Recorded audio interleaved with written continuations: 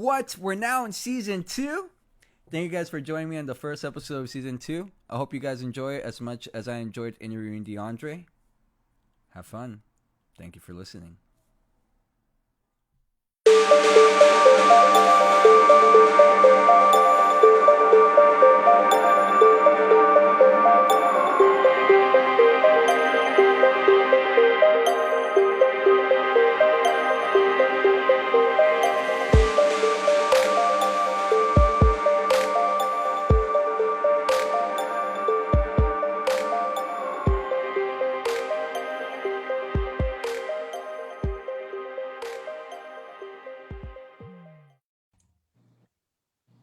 All right, guys, and welcome once again to Learning Life with Alberto.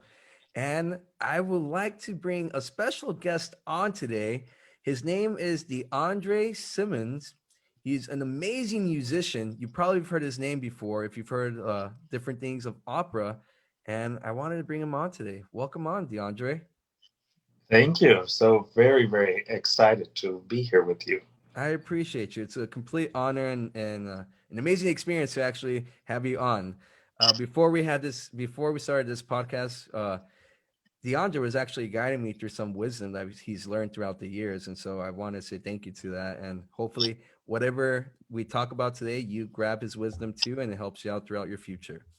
So Well, DeAndre, sorry, I was just going to say there's a great proverb that says, when you learn, teach, right?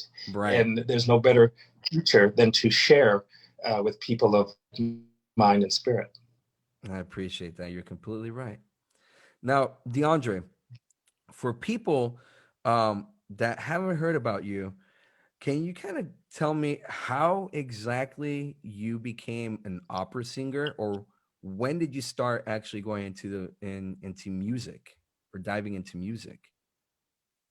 Well, I started quite young in theater, whether by training and or performing. As growing up here in San Diego, I started the very first thing with tap dancing. Wow.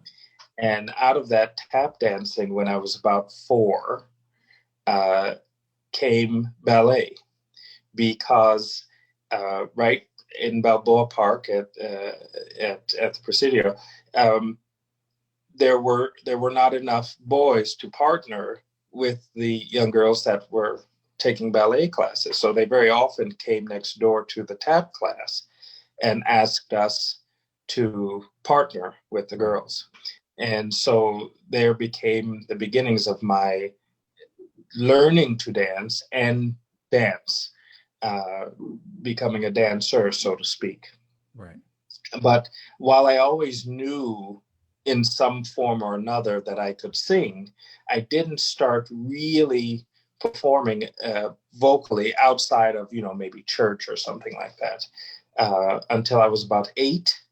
And then I started doing, things like San Diego Junior Theater, um, and Alex Urban's Children's Theater, and all these kinds of things, where I started to have these performance opportunities, which very quickly taught me that this is something I wanted to do. Also, combined with the situation at the time that we had music in schools, in public schools. Right. So during the course of elementary school, we had any number of people, musical theater. We had opera singers from San Diego Opera and the symphony players as well, that would come into the schools to talk about their instrument, to talk about performing life, and etc. And so early on, I gleaned that I think this is what I want to do. And as I got older, eventually I started taking voice lessons with a woman whose name is Eileen Moss, right here in San Diego. And when my voice changed at 15, Hmm. it it lent itself naturally towards the classical vocal genre. Right. And because of that, I started singing a lot of Lieder, melody, and Italian songs. Um, and I loved it. there was no question. So by then, I was listening to opera constantly. I was the kid that said, don't get me X, Y, and Z for Christmas or for my birthday, which are only a month apart, actually. I always said, just get me, here's a list of operas that I would like a recording of. Just, buy me one of these. And I was a happy camper. Subsequently, I Hmm. have a closet full of CDs that, of course, one doesn't have to listen to it, but I still love having them. Much like someone that still loves their LPs. Um, and so after that, there was no question about what direction I was going to go, and I'm just very fortunate that as I was sort of auditioning and hustling, as they say, to get into the business, that things sort of came my way, and I'm very happy that many things worked out as well as they did. That's awesome. Now, as you were learning, right, and as you were growing and getting your experiences, and luckily you were going through everything, what would you say were one of the challenges that you were facing at, as you continue to grow as a musician? Well, I would say I'd start with being here in San Diego. I mean, I love San Diego, no question. And I love being back in San Diego after being away for about 20 years. Um, some of the challenges are it's just not as, say, New York is. Okay, It is not as classical music oriented. right. So it was a little harder to to sort of break into the industry here. But nonetheless, I went to school, undergrad in Philadelphia. Okay. So already that at least at an early age put me into the direction that I was going, even more so because up until then I'd done a great deal of musical theater and straight plays and Shakespeare even, and then solely concentrated on classical music and opera when I got to the East Coast. Um, I really can't say that I had too many real obstacles, in my opinion. Hmm. Um, but certainly I have any number of colleagues that found it a little harder because of the color of their skin. Right. That played a part in their career. Certainly, I have any number of colleagues that said, money was an issue. And I'm not saying that I, didn't have my own sort of money issues, but I would say that the good days outweighed the bad days in such a way that I don't know that I could even tell you what those obstacles or bad days were really. Okay, that makes sense, right? Because I mean, you had a lot better days than bad days, right? Yes. So I know when before we started this podcast, we were talking a lot about your journey. You were traveling a lot, and you've been a traveling musician for 20 years. Yeah. For people out there, right, that are currently going through different trades and that are dealing with having to work by themselves and only with themselves, right, for the most part, how Yes. what suggestion do you give people on how to cope with difficult days where people might feel lonely, homesick, or just missing things? What exactly helps you to keep at peace when dealing with so much difficulties or dealing with the life aspects of being a musician and on the road all the time? Yes. As we said earlier, I was given or not given this innate thing that doesn't allow me to feel loneliness, right? And as cliche as some may think it is, you know, I am often alone, but I'm never lonely. Right. And born out of that, I hold a great deal to my faith and to meditation, and to the idea that no matter where I go, I am always encompassed with the spirits, the beings of my ancestors, the spirits of my family, current living family, as well as my ancestors who've gone on. So I never feel like I'm just out there on my own. Right. And, that, of course, that's hard to say. Well, just don't be lonely, right? Right.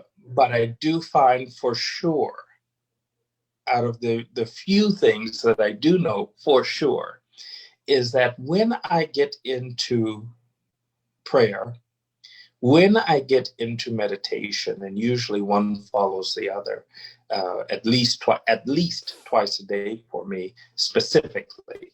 But when I say specifically, I mean a devoted time twice a day where I stop everything else and I just do that. I focus solely on prayer and meditation at that moment. And the rest of the time, there is some form of prayer and meditation that is going through my head. But twice a day, I very specifically focus on that. When I get into that mode of prayer and meditation, I feel like everyone is with me. And it is an immediate, tangible, real feeling of being connected with the man upstairs, of being connected with my great grandparents, of being connected with my grandfather, uh, of being connected with my siblings who are a little bit scattered all over the place. We are. Um, and there's nothing like it.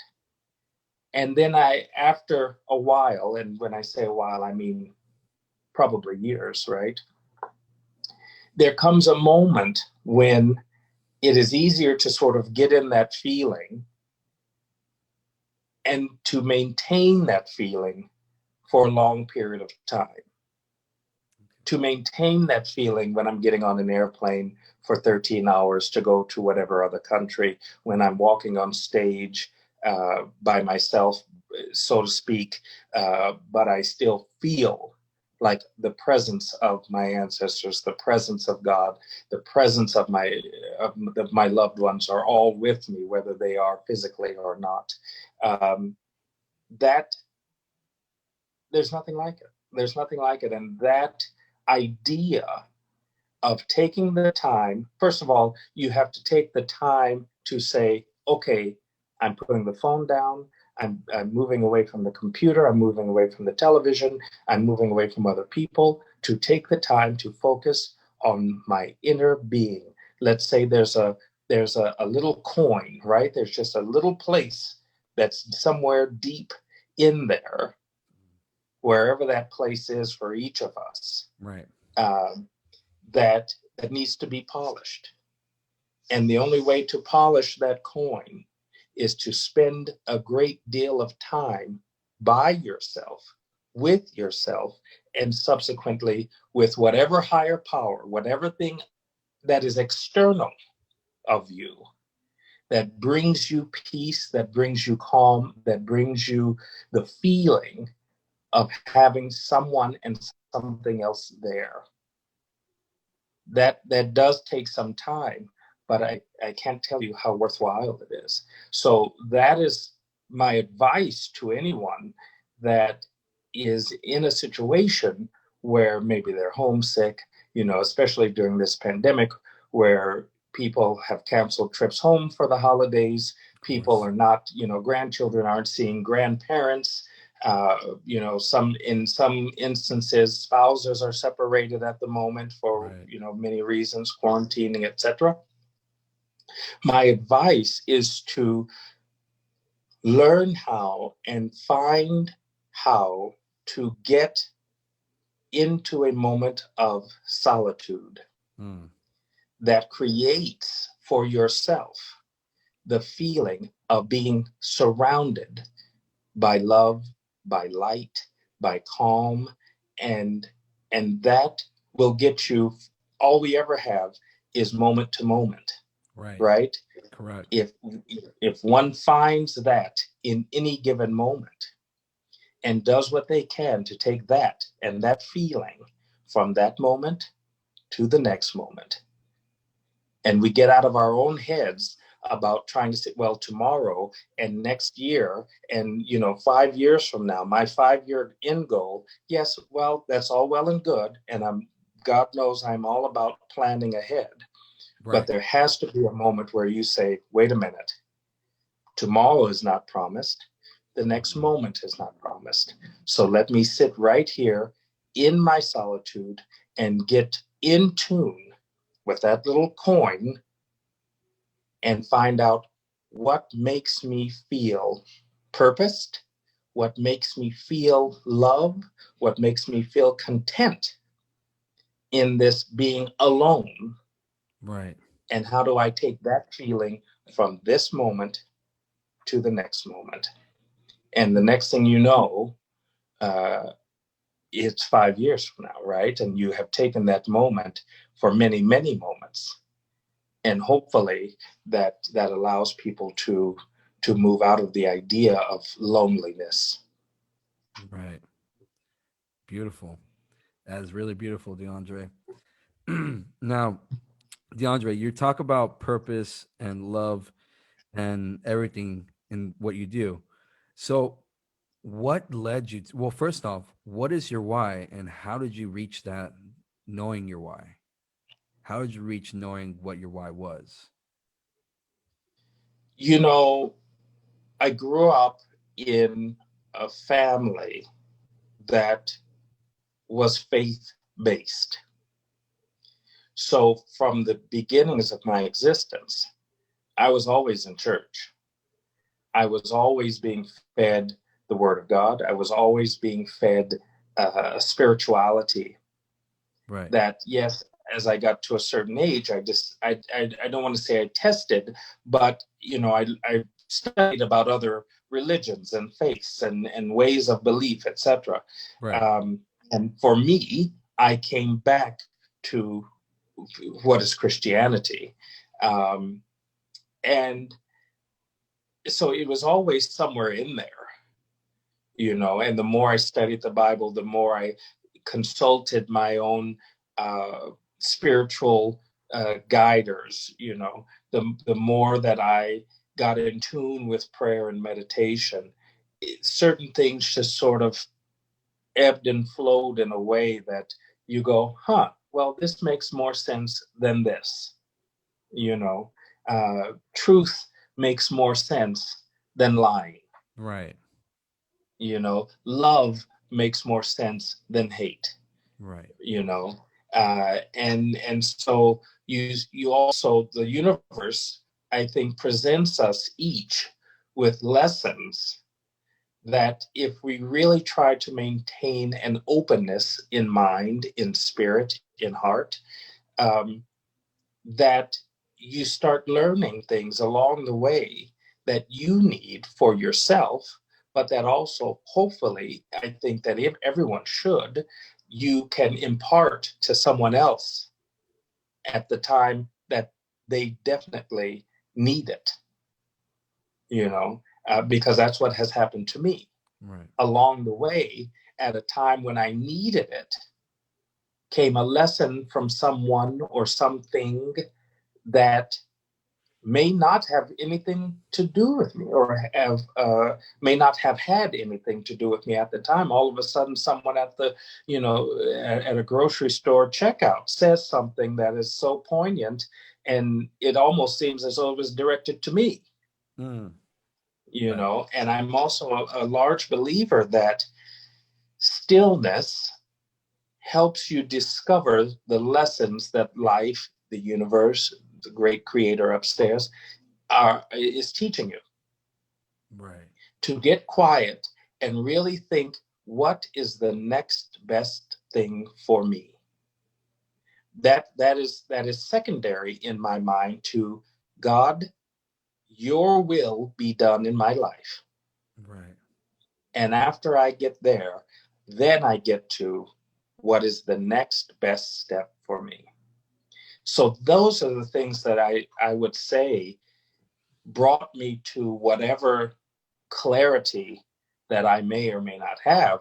And don't get me wrong, yes, there are still fuzzy moments. And there are still moments where I have to hold myself up into my room and just really think about it. Or Right. I have to pick the phone up and call my own spiritual advisors, etc. Or just sit and get into the Bible, whatever it is, of course.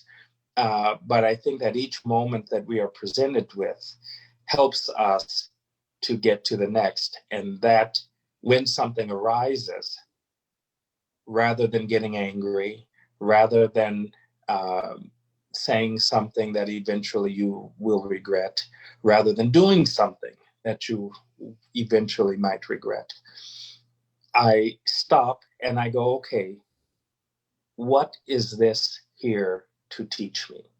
Right. What do I need to learn out of this very moment? And once I learn it, how do I grow from it?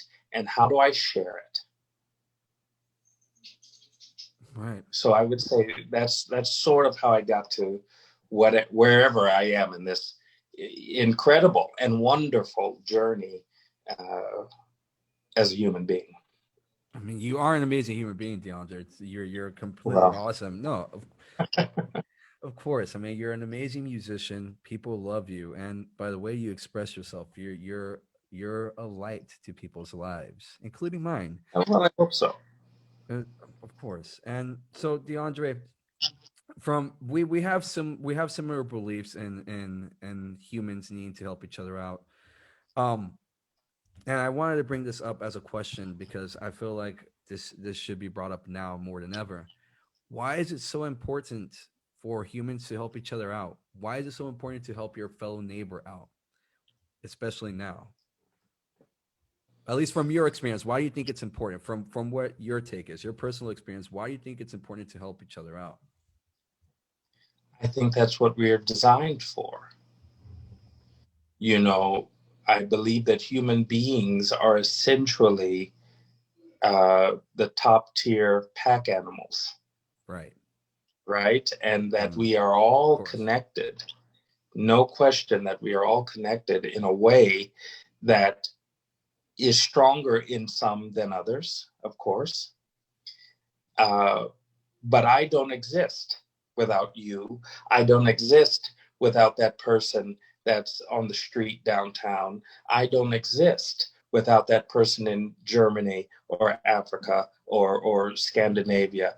We are all connected. And in that, for me, I couldn't see any other way but then to help someone else that maybe has a little less than I do, that maybe needs something that I can at that moment give. Right. You know, it doesn't always have to be money. It can be food. It can be time. You know, I think that Right. particularly now, and as this sort of thing has happened before, this isn't the first time there's been a pandemic, right? This isn't the first time that there's been a situation where large numbers of people have died because of whatever it was, war, Right. famine, pandemic, etc. Um, and in this time when we are being shut in, should be being shut in to help not just ourselves but to help others, comes along with that the issue of mental health, Right. right? You Right. know, so many of us need other people in order for ourselves to be okay mentally and physically. Um, and I couldn't imagine thinking. Yes, of course, you find that there are people that don't think that way. But for me, I couldn't imagine not saying, "Oh, you need a loaf of bread. Well, I have a loaf of bread. In fact, I have two. So why don't you take this one?" Mm, Because that's the point. right. If I know something that could help you, why wouldn't I share it? Right. If I have something that could help you do and be better, by all means, what's mine is yours. As Right. a human being, you specifically as my brother, Right. as my friend, why wouldn't I say, here, you know what? I heard about this job that pays really well and I think you'd be wonderful for it. Why wouldn't I share that information if I know it's not for me? Right.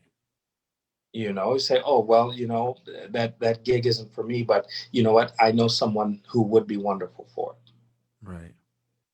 That interconnectivity that just weaves each one of us. There's no difference for me as as an American, as a black man in America, to the a Hindi man in the Middle East, then the Polish person, Right. then the German, the Chinese, whatever it is, we're all the same.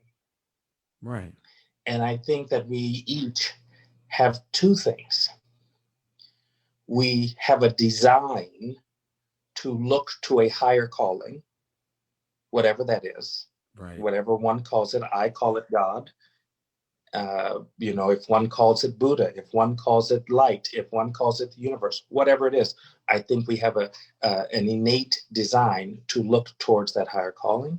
And then I believe very much so that spirit to spirit, that we all have the innate feeling to not only ourselves be better, but to create betterness around us.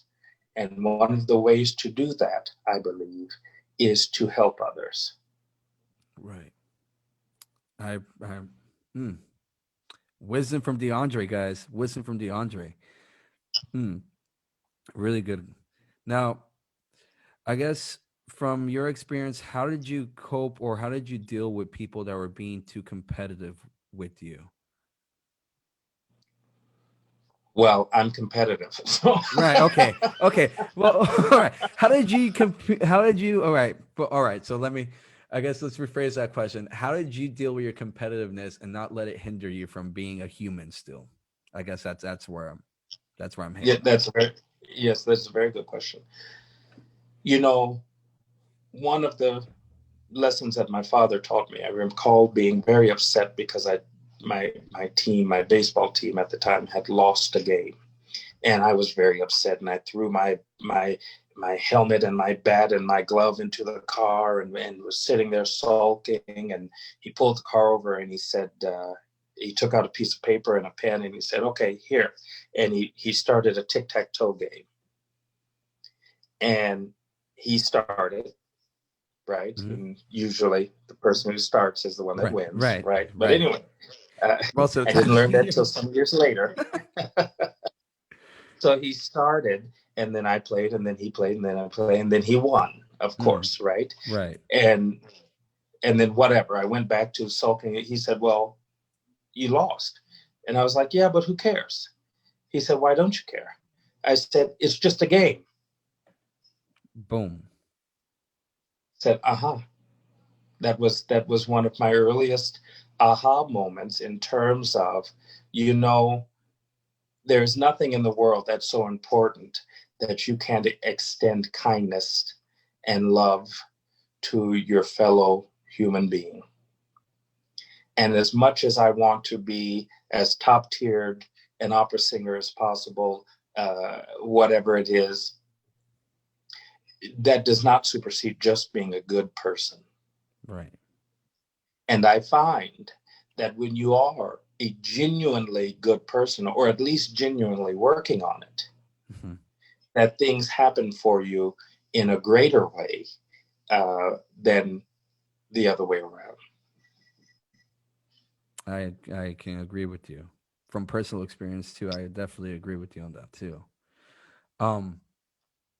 Now I know we've talked a lot about serious stuff and a lot about serious topics. But I want to hear a little bit more about about different crazy stories of your journey. Um, so DeAndre, can you tell me of one crazy story of as a musician, right? Something that made it so memorable that you'll never forget. I mean, I know you have a lot, but one of those that are just so absurd that you would have never thought would have happened to you in your life. I guess I would say there are many, because there have been many times where I thought, wow, I never would have dreamed to have been in this situation. I never would have been, I never would have dreamed to have been sitting at a dinner table in South Africa with Nelson Mandela. Whoa, you got to sit in the I dinner table. never would have, absolutely, twice. DeAndre, how was I that? never would have, well, Sorry. it was, it was everything. It was everything that you could possibly imagine it to be. It was inspiring. It was encouraging. It was fun. It was funny because he had a remarkable humor. Um, it was out of this world. I don't know any other way to say it. It because of course growing up we'd heard of him. Right. We knew the situation. We knew about some of us knew about apartheid, etc. So to be sitting uh, in my early 20s uh, in such proximity in the motherland, right, of us Right. all, Right. uh, Right. it was one of the most remarkable situations that I've ever had. No, hands down, no question. Mm. And when in his home, there's a book that it's sort of like, when you walk into, I don't know, a wedding or something like that, and there's a, guests book. Right. People sign And in. so, yeah, and so you sign your name, and, you turn the pages and you see everyone from Oprah Winfrey to um, uh, Sonia Sanchez to the Queen of England, Charles. You see all of these great people, and the fact that your name is in this book with all of these other extraordinary people. Desmond Tutu. I mean, come on. I I I mean, I'm still speechless about it. Right. I mean, I can imagine. Wow. DeAndre, I'm speechless for you. Um, wow. So how did you get to meet Nelson? What were the circumstances to even get there? um, there was this concert created through the United Nations, Hmm. and we were doing performances of Mozart Requiem. Okay. Oh wow. And I mean, talk about playing a huge role in my Masonic life, right? Right. Right. That I was singing all of this Mozart growing up for so long. Beautiful. Beautiful. But nonetheless, so we were sort of on tour. Myself, the other soloists, um, and the ensemble. We were all on tour, and we were doing this traveling together uh, within the span of about 8 months or so. And we arrived in South Africa for our presentations.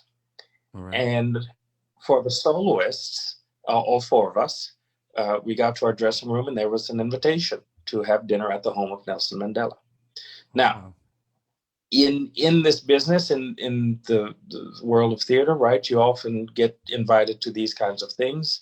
Um, and the head person is way down at the other end, and maybe you get to speak to them, or maybe you just get to wave at them, but you never really get to talk to them. Right. That happens a great deal. But in this situation, he made sure to speak to us all. Oh He wow. spoke to each one of us within whatever length. But also there were only about 8 people there, which made it easier to have close connection with him. Right. So anyway, that's how it happened.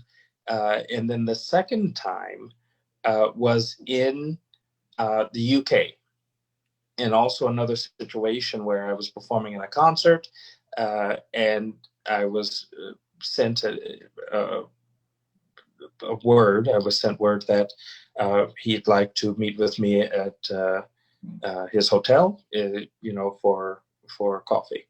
And so Right. myself and a few other people, right? I wasn't just sitting chatting it away with Nelson Mandela by myself, which would have been wonderful, but that also wouldn't be true.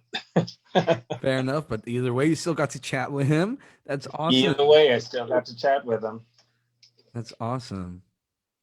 Now, DeAndre, um, for any upcoming musician or anybody that's really coming into any skill or trait right now at the moment, right? Yes. What advice would you give them as they continue their path through what their truth is? For it, And that's a question that I know that might be a little bit like a handful, um, because people take different advices from different people and it hits them differently. But from what you could, your words of wisdom, what would be yours? I am a firm believer in.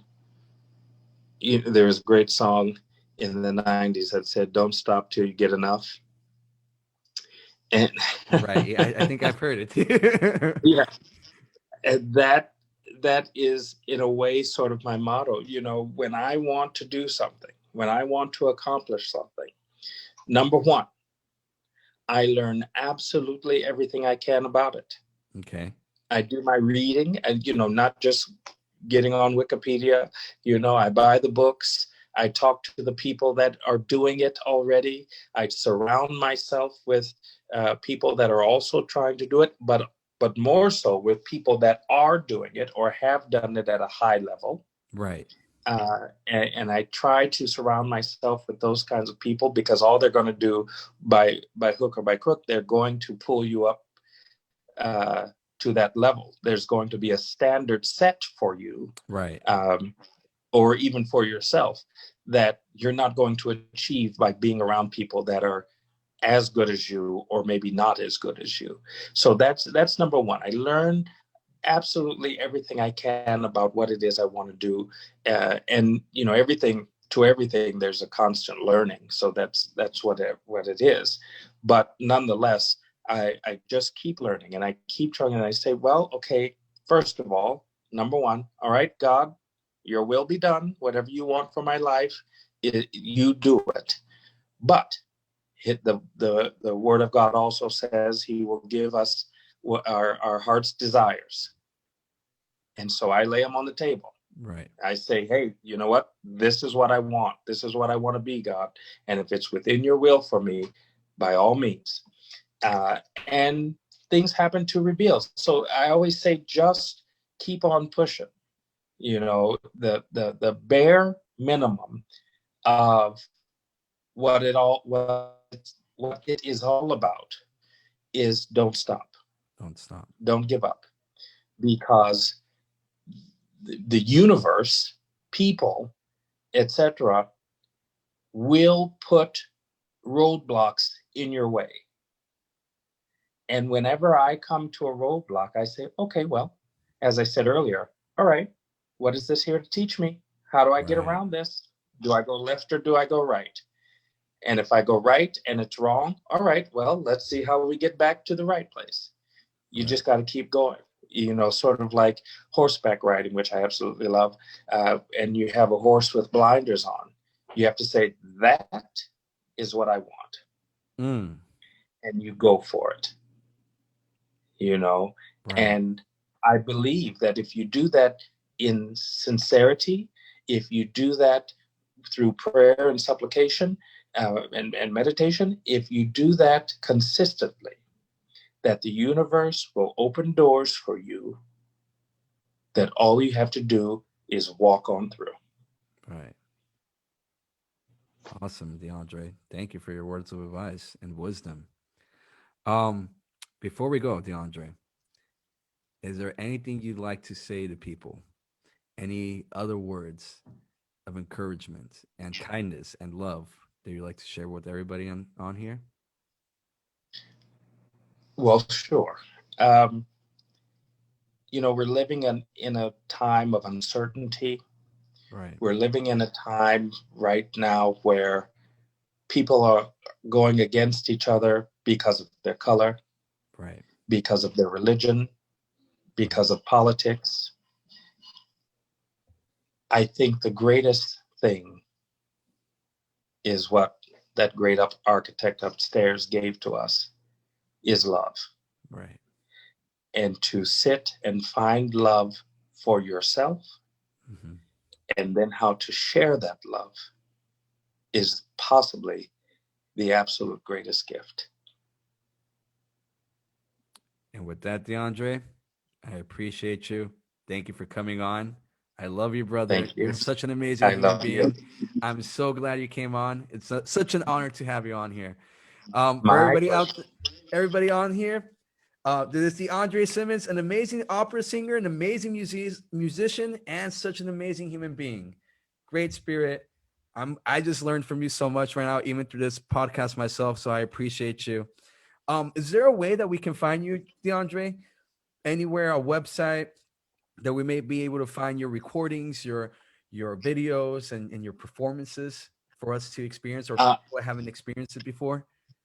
well, I'm definitely on social media, DeAndre's Voice, on Twitter, on Instagram, and DeAndre Simmons on Facebook.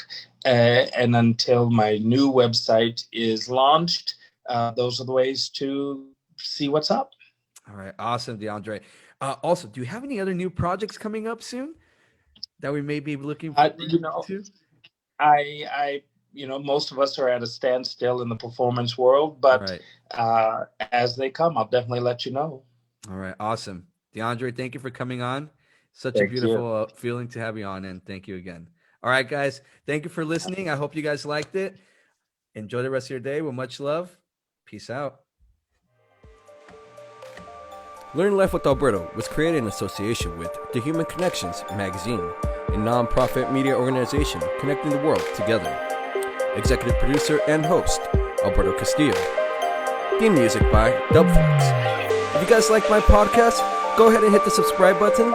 Share this with your friends and family. I would greatly appreciate it. And follow me at my Instagram and my social media at Learning Life with Alberto or at www.learninglifewithalberto.com. Alright guys, peace out and much love. Thank you.